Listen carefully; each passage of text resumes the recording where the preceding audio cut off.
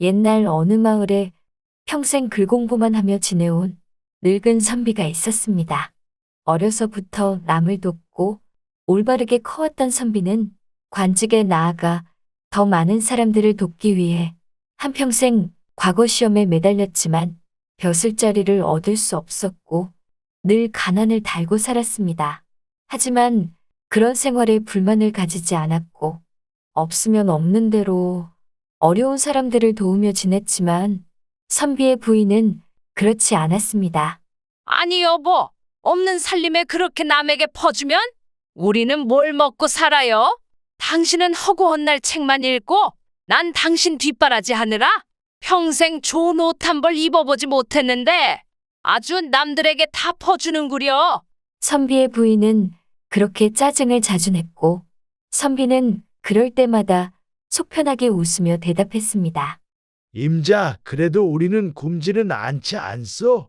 그런 선비를 보며 부인은 이제 지쳤다는 듯이 대답했습니다. 당신은 책만 읽고 일은 나만 하는데 나도 이제 늙어서 지쳤네요.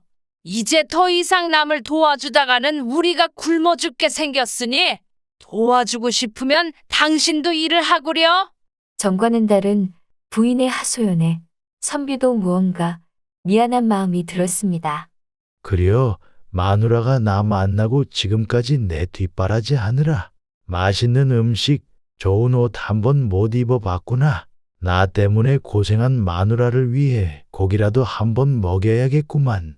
그렇게 결심한 선비는 자신이 가장 아끼는 책 여러 권을 집어들고 집을 나섰습니다. 시장에 가서 이 책들을 판다면 고기와 쌀을 살 수 있을 거야. 늙은 선비는 시장으로 가는 도중 잠시 쉬기 위해 주막에 들렀고 그때 웬 젊은이가 선비에게 다가왔습니다. 어르신, 혹시 시장에 가는 길이십니까? 젊은이는 다짜고짜 선비에게 말을 걸었고 선비도 별 의심 없이 대답했습니다. 그렇다네, 고기와 쌀을 사기 위해 이 책을 팔러 가는 길일세. 아, 그렇다면 잘 됐네요. 저는 장사꾼이라 시장에 물건을 팔러 가는 길인데 제가 어르신의 책을 같이 팔아서 고기와 쌀을 사올까요? 젊은이의 친절한 제안에 선비는 고마워하며 대답했습니다. 젊은이가 정말 친절하구려. 안 그래도 내가 글 공부만 해서 책을 어떻게 팔까 걱정했는데 정말 잘 됐구만. 미안한데 부탁 좀 하겠네. 그러면서 책을 넘겨주었고 젊은이는 재빨리 낚아채며 말했습니다. 걱정 마세요. 제가 아주 좋은 값을 받아오겠습니다. 그러더니 바로 주막을 나가버렸고 늙은 선비는 그런 젊은이를 보며 흐뭇해하였습니다. 저렇게 친절한 젊은이가 있을 줄이야. 돌아오면 고기와 쌀을 나눠줘야겠구나. 자신을 위해 고생할 젊은이를 걱정하며 선비는 밤이 될 때까지 주막에서 기다렸습니다. 하지만 끝내 젊은이는 돌아오지 않았고 당연히 가지고 갔던 책을 팔아서 돈을 챙기고 사라진 뒤였습니다. 그런 사실도 모르고 선비는 주막에서 밤새 기다렸고 다음날 아침이 되자 더 이상 기다리는 것을 포기하고 집으로 발길을 돌렸습니다. 젊은이가 책을 팔지 못해서 오지 못했나 보구나. 밤늦게까지 고생했을 텐데 미안하구만. 그렇게 집으로 돌아오면서도 젊은이 걱정을 하였고 빈손으로 돌아온 선비를 보고 아내는 의아해했습니다. 여보, 빈손으로 온 걸 보니 가지고 간 책은 다 판 것 같은데 왜 아무것도 사온 것이 없어요? 선비는 잠시 망설이다가 자초지종을 늘어놓았습니다. 아이고 답답해라. 평생 공부만 하면서 똑똑한 척은 다 하더니 헛똑똑이구려 아주. 자초지종을 들은 아내는 화를 내며 답답해했고 선비는 손을 가로저으며 대답했습니다. 아닐세 임자, 그 젊은이가 미안한 마음에 못 온 거지. 나중에라도 책을 팔면 고기와 쌀을 꼭 사올 걸세. 오히려 젊은이를 걱정하는 선비였고 아내는 어이없어 했습니다. 그렇게 며칠 동안 젊은이 걱정만 하며 지내는 선비를 보며 아내는 한심해하였습니다. 영감, 그 젊은이는 당신을 속인 거예요. 그러니 그 젊은이 걱정은 그만하고 우리 살 걱정이나 해요. 아내의 다그침에도 젊은이에 대한 선비의 믿음은 변함이 없었습니다. 그렇게 친절한 젊은이를 사기꾼 취급하지 말구려. 책을 못 판 것뿐일 테니. 그러더니 한술 더 떠 또 다른 걱정을 하기 시작했습니다. 그래, 그 젊은이가 이미 책을 팔고 돌아와서 나를 찾지 못할 수도 있겠구나. 그 젊은이를 만난 주막에서 기다려야겠구나.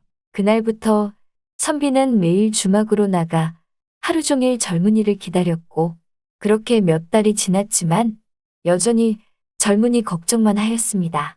나 때문에 젊은이가 몇 달 동안 고생을 하는구만. 그러던 어느 날 젊은이는 주막을 지나치며 아직도 자신을 기다리는 선비를 보았고 너무 놀라서 어찌할 바를 몰랐습니다. 아니, 저 노인이 설마 아직도 나를 기다리는 건가? 못 본 채 하고 지나가려던 젊은이는 쓸쓸하게 앉아있는 늙은 선비의 모습이 마음에 걸렸고 결국 선비에게 다가갔습니다. 어르신, 안녕하신지요? 여기서 뭐하고 계세요? 젊은이를 보자 선비는 반색하며 손을 꼭 잡았습니다. 아이고, 이 친구야. 왜 이제서야 돌아온 겐가? 책을 못 팔면 그냥 오면 되지. 나 같은 늙은이 때문에 뭐하러 이 고생을 한 게야. 선비의 뜻밖의 반응에 젊은이는 눈물을 흘렸고 무릎을 꿇으며 대답했습니다. 어르신 잘못했습니다. 제가 어르신을 속였습니다. 사실 책은 이미 팔았고 그 돈은 다 써버렸습니다. 그런데도 어르신은 아직도 저 같은 사기꾼을 믿고 기다리고 계셨다니. 제가 정말 죽을 죄를 지었습니다. 젊은이는 눈물로 용서를 빌었고 선비는 방긋 웃으며 대답했습니다. 그래, 내 바보도 아니고 사실 알고 있었네. 다만 내가 누군가를 믿고 기다리면 그 상대방도 나에게 진심을 보여줄 것이라 생각했고, 그래서 자네의 진심을 듣고 싶어서 지금까지 기다렸던 것일세. 그깟 쌀과 고기가 무엇이 중요한가? 이미 배불리 먹은 것이나 다름없네.